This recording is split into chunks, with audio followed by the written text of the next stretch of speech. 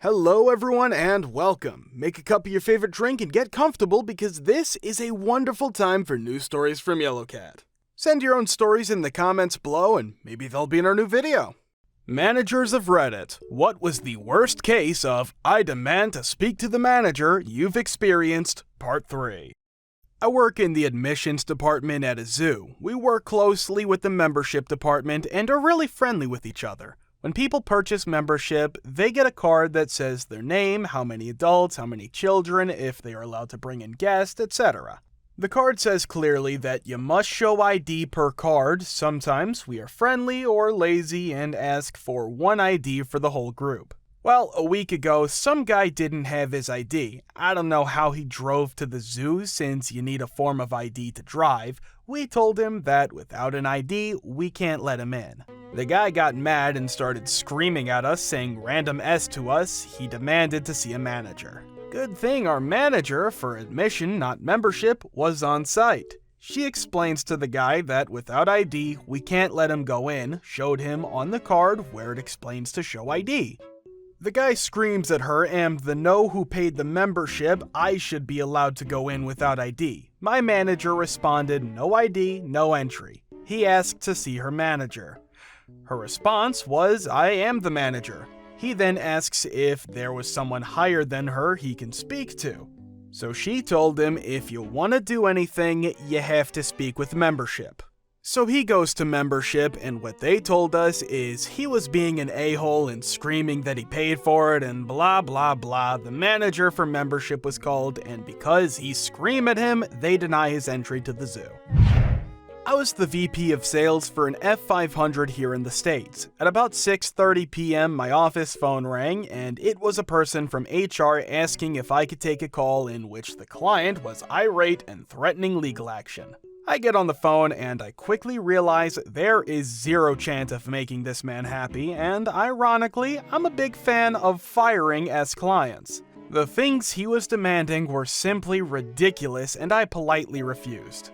I also stated that I would personally allow his company from its contract with no fees or costs. Of course, still not good enough, and I eventually hung up due to the screaming and foul language. Long story short, I found out the next day that he was arrested for trespassing that evening while trying to enter our corporate suburban office with 2 guns. But the joke was on him because I worked in our corporate downtown office. At my shop, we have a strict no-return policy unless it is manufacturer error, of course. Basically, if you break it or have buyer's remorse, you're ass out of luck. We have 3 signs in our store that say no returns or refunds and on every receipt. This lady had buyer's remorse because we bought something 3 days before and we put it on sale. She wanted to return it and then buy it back. I refused to do that because we do not need to have sales. She started flipping out, demanding, saying I'm too dumb to be a manager and for me to get the manager. I walked into the back office, waited 30 seconds, and walked back out saying, Hi, I'm the manager today, how may I assist you? She then said she wanted to speak to the general manager. I repeated the process. She then asked to speak to the owners. I told her that the owners are silent owners and leave me in charge to do as I want. I make the decisions for everything. She insisted I should give her their cell phone numbers. When I refused to give them her number, she said, if you don't call them right now and give me that price, I'll write a review. I laughed and told her that's fine. Leave one. I have 60 5-star reviews and 2 4-star reviews. That's it. 1 1-star is fine. I was a manager at a mall bookstore in Canada when Princess Diana died. Before the store opened the next morning, we had many phone calls to ask if we had any biographies of Princess Diana, so the few we had were put on hold for various people for 48 hours. This left a space on the shelf where the books had been. I had a crazy lady come in and accuse us of having moved the Princess Diana books into the backroom so we could hold them there and jack up the prices. I was pretty much flabbergasted by that logic. Lady, I sell books, and if I had a book to sell you, I'd sell it. I don't make money on mythical future transactions that may or may not occur. And no, you are not going into my backroom to have a look around yourself to make sure I am not lying. I am not lying. It took over 20 minutes to get her out of my store without a Princess Diana biography. Within a week, we had hundreds of copies of every imaginable Princess Diana biography that existed at that time. Bookstore customers are weird. I kind of had to deal with this by proxy, but just wow. I work for a pet service company. We offer a few free services to fancy apartment buildings in exchange for them marketing for us / having a foot in the door. We do dog walking, pet sitting, training, that sort of stuff. And one of the free services is a dog play group. Lots of our customers get walks and enjoy the free play group, but then there are some people who just get the free stuff, and that's fine, we expect that. But some people take the free stuff and also use a different dog walking / doggy daycare company. It was playgroup day and this customer said she wanted her dog to come to the free service, but his regular walker was coming at noon, so we must have him back at noon. We took him to play and then made an effort to get the dog back right on time. And our employee saw his other walker come into the building, so she knew he was right there. So the dog was picked up in probably 3 to 7 minutes of being dropped off. Apparently, our employee didn't know to crate this dog, so she didn't. The regular walker called the owner and said the dog wasn't crated, and the owner flipped, saying the dog could have died. Unless this woman regularly leaves poison on her floor, the chances of that are 0. So, in her fury, she asks to be taken off our client list and wants nothing to do with us. But when the time comes a week or so later for another free service that she sees her neighbors getting, she's furious her dog didn't get one. Yeah, she was peed she didn't get the services after she asked to be dropped from our client list. The worst one I've had so far. I was at the customer service desk in the middle of the store to cover an employee so they could get a break. A lady came in with a mentally handicapped guy. He must have had Tourette's because he kept whooping. The lady got annoyed and told him stop. Of course, he couldn't help himself and kept on, so she started punching him in the head. I wasn't having that ass and told her she needs to leave now before I call the police. She told me to shut up and mind my own business, then turned to leave. The employee I was covering returned just in time to miss everything that happened. This lady decided on the walk up that she was being treated unfairly and told the cashier up front to call the manager up because the girl at the counter was just so rude. So when I saw her standing up there, I didn't even greet her or ask the problem. Just went straight to the phone and picked it up. Didn't dial or anything, just put it to my ear. She asked, "What are you doing? You need to come over here and help me." I ignored her some more and just said into the empty phone, "Yes, I need an officer to remove a customer causing a disturbance."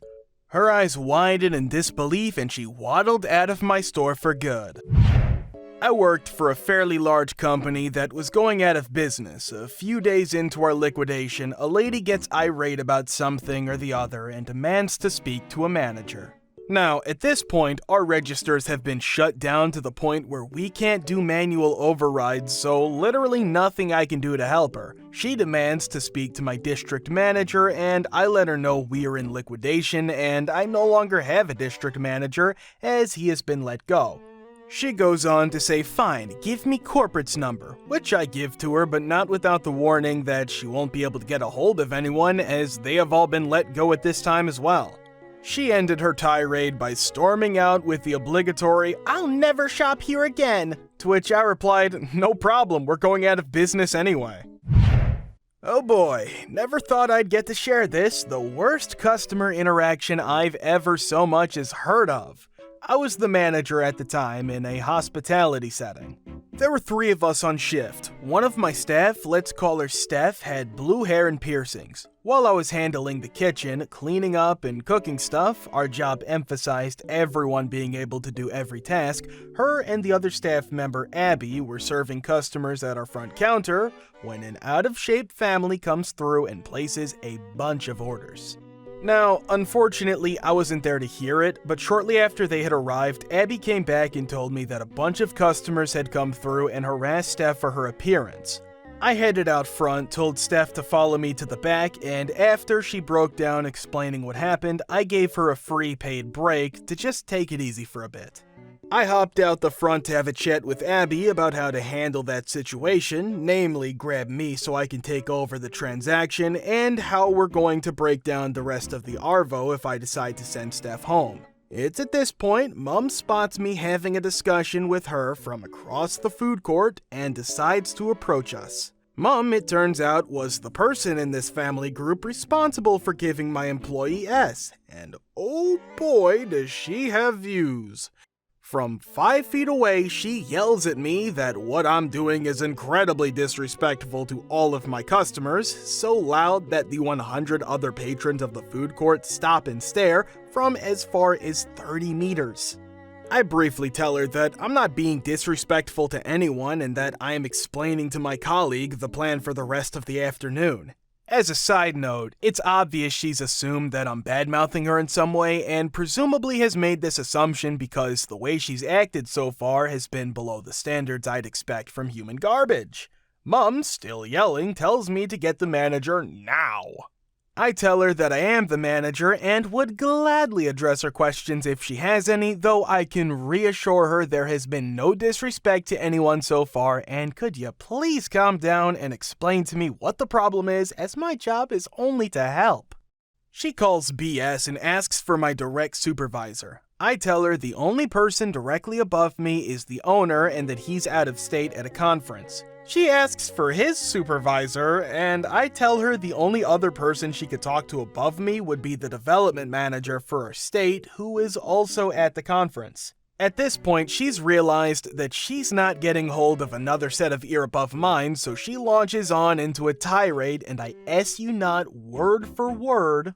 I don't know how you arse do it down here, but I come from poverty-stricken suburb of national renown in the next city. I manage a store there, and up there, the customer is always right and should always be respected, and that means when I pay you, I get what I want, and you do not get to say anything about me to anyone. I assured her I hadn't said a word about her, was confused about what she was alluding to, and could she please explain what caused this entire situation in the first place, as I now have a very nice young girl crying in the back of my store and believe I may have to call security due to continued harassment of mall employees. At this point, she pales and calls her sister over, and before she can arrive, I assure her that it would be in her best interest to detail any problem she has with my store to my head office in an incident report on our website. I then handed her a business card and told her as quietly as I could that due to their ongoing escalation of the issue, they were no longer welcome around my premises and I would be getting in contact with mall security to file an incident report and have them permanently barred from shopping at City Name Shopping Center. At saying that, I can honestly say I have never seen two grown-a women run so fast in my life, and by the looks of it, I doubt they'd ever tried to either. Security later swung past, having caught them at one of the exits, and it turned out they'd been shoplifting from a number of boutique stores using their kid's stroller with the kid still in it, and could I please give them a statement and security camera footage for the interaction. Some effing people, man. If you want to watch the part 2, click the link here. Thank you for watching.